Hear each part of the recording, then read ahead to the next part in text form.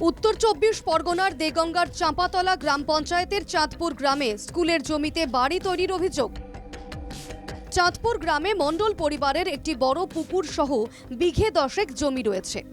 পুকুর পাড়েই তাদের জমির উপর গড়ে উঠেছে চাঁদপুর অবৈতনিক প্রাইমারি স্কুল। স্কুলের নতুন বিল্ডিং ঘেঁষেই রয়েছে মণ্ডল পরিবারের ২৪ বছরের পুরনো দোকান। দোকানের ছাদের উপর বাড়ি নির্মাণ করছিলেন তাঁরা।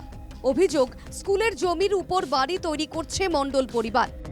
অভিযোগ অস্বীকার করে জমির মালিক ও নির্মীয়মান বাড়ির মালিকের দাবি এই জমি তাঁদেরই। স্কুল তৈরির জন্য তাঁরা জমি দান করেছিলেন বলে দাবি মণ্ডল পরিবারের সদস্যদের। লিখে নেওয়ার পরে এই যে দোকানটা আছে, দোকানটা আমার ছোটো ভাইয়ের দোকান, অনেক দিনের দোকান, ২৪-২৫ বছর হয়ে গেছে। যে স্কুলের, এরা বলছে স্কুলের জমি আমরা দখল করে করছি, কিন্তু স্কুলের জমি না, এটা পাশে।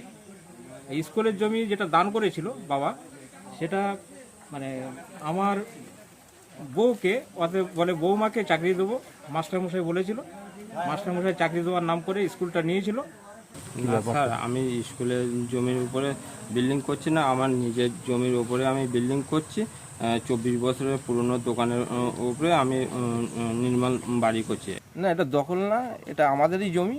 হ্যাঁ, আমার মোটামুটি কথা মা দিয়েছে, আমাদের নামে সব ভাগ দিয়েছে, ওটা ওই জমির ওপরেই করছি। না, স্কুলই বলে কোনো জমি নেই, স্কুলটা আমাদের জমির আপনার দান করেছে।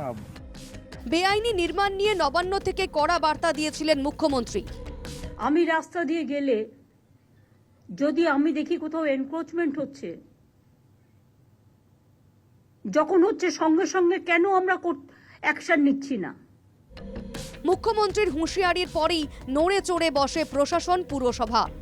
অভিযোগ খতিয়ে দেখতে চাঁদপুর গ্রামে যান দেগঙ্গা পঞ্চায়েত সমিতির শিক্ষা কর্মাধ্যক্ষ এনামুল হক এবং চাঁপাতলা গ্রাম পঞ্চায়েত প্রধান প্রণতি ব্যানার্জি। তো আমরা তদন্ত করে দেখলাম, এখন যা চাক্ষুষ যেটা দেখেছি, যে স্কুলের যে ডিমার্কেশনটা আছে, যে দাগ নম্বরটা স্কুল দেখাচ্ছে ২৫ শতক জমি, সেটা ম্যাপে সেই দাগ নম্বরটা আমরা দেখতে পাচ্ছি না। এবং এই ডিমার্কেশন করতে গেলে এক্ষুনি হবে না, এর অনেক ল্যান্ড আছে এখানে, অনেক, প্রায় ১০ বিঘা। যারা এখানে যে ভদ্রলোক দোকান করে রয়েছে, সে প্রায় ২০ বছর আগে সে দোকান করেছিল, কনস্ট্রাকশন হয়েছে। কিন্তু স্কুলের যে সীমানা আমরা যা চাক্ষুষ সামনে দেখছি, তাতে স্কুলের ব্যাক সাইডে ওই বিল্ডিংটা। এখানে যখন একটা বাড়ি করছে, তখন আমরা জানার পরে আমরা বাড়িটা বন্ধ করে দিয়েছি, পারমিশন দিইনি। এটাই। কেন পারমিশন দেননি কেন? ওটা বাড়িটা কি ঠিক আমরা বুঝতে পারিনি। কোন জায়গাটায় হচ্ছে, স্কুলের জায়গায় নাকি, ওর জন্য বন্ধ করে দিয়েছি।